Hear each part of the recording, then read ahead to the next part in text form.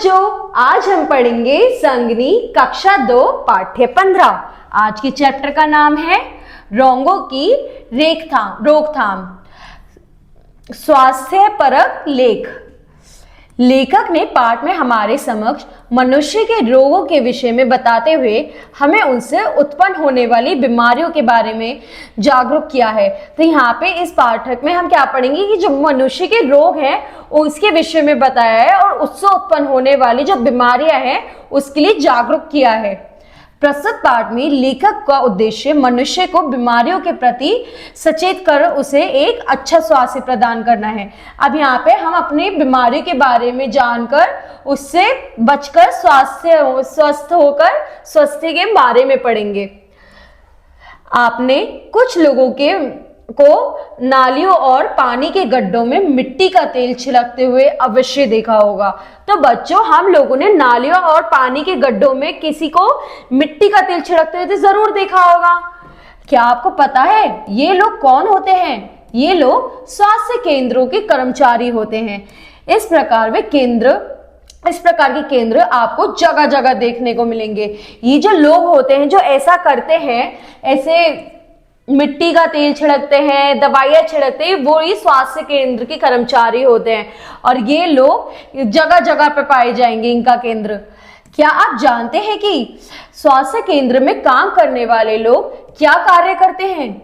ये लोग दो प्रकार के कार्य करते हैं। पहला, रोगों को फैलाने से रोकना और दूसरा उनका उपचार करना। और आपको पता है ये जो स्वास्थ्य केंद्र वाले लोग ये क्या करते हैं? ये दो काम करते हैं। पहला तो रोगों को फैलने से बचाते हैं और उसके अलावा अगर किसी को रोग लग जाए तो उसका उपचार करते हैं। अधिकतर बीमारियां चूहे, मक्खियों और मच्छरों के कारण फैलती हैं। इनको समाप्त कर देने से हम बहुत सी बीमारियों से बच जाते हैं। बच्चों, ज्यादा से ज्यादा जो बीमारी होती हैं वो मक्खी, मच्छर, इन चीजों से होते हैं। अगर हम इन्हें टाइम से समाप्त कर देंगे तो जो बीमारियां हैं वो फैलने से बचेंगी। मक्खी और मच्छरों को समाप्त करने के लिए स्वास्थ्य केंद्र के लोग घर घर जाकर डीडीटी पाउडर का छिड़काव करते हैं। इससे मक्खियों तथा बीमारियों के कीटाणु नष्ट हो जाते हैं। कीटाणु गंदगी में पैदा होते हैं। ये लोग नालियों के आसपास चूना डाल देते हैं। चूना भी मक्खियों और मच्छरों को समाप्त कर देता है। तो बच्चों, जो ये स्वास्थ्य केंद्र वाले होते हैं ये जगह जगह जाकर डीटीडी का जो पाउडर है वो छिड़कते हैं सबके घरों में, ताकि मक्खी और मच्छर जो है ये मर जाएं और जो कीटाणु हैं जिससे बीमारियां जमती है वो मर जाए। और जो कीटाणु हैं वो गंदगी में पैदा होते हैं, ये जो नालियां वगैरह ये सब, तो इनके आसपास भी स्वास्थ्य केंद्र वाले चूना डाल देते हैं और जो चूना है वो भी मच्छी और मच्छरों को समाप्त कर देता है। नालियों और पानी से भरे गड्ढों में तेल डालने से मच्छर पैदा नहीं होते। कुओं में लाल दवा पोटेशियम परमैंगनेट डाल दी जाती है।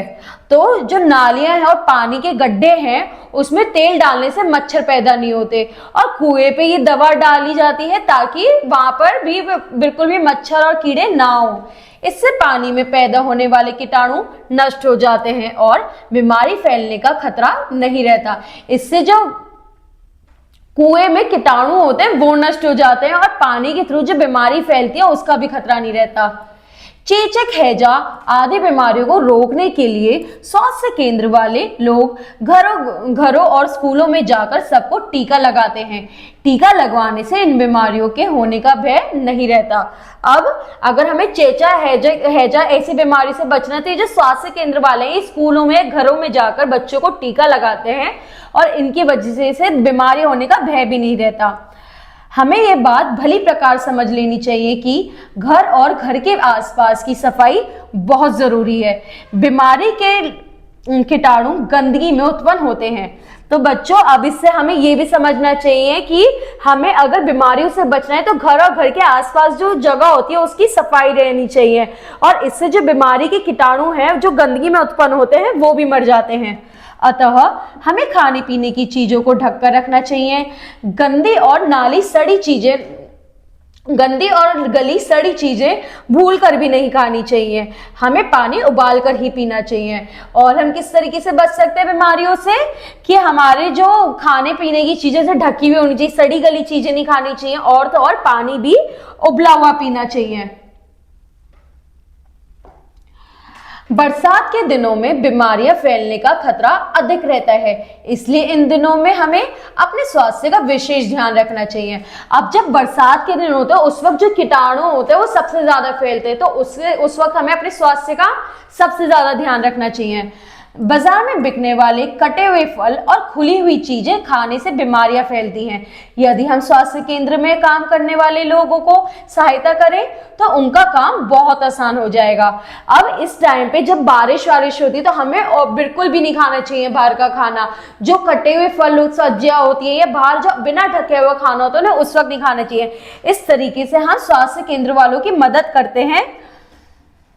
ऐसी स्थिति में वे हमारी देखभाल और भी अच्छी तरह से कर सकेंगे, और अगर हम अच्छे से अच्छा अपना ध्यान रखेंगे तो वो भी हमारा ध्यान और ज्यादा रख सकेंगे।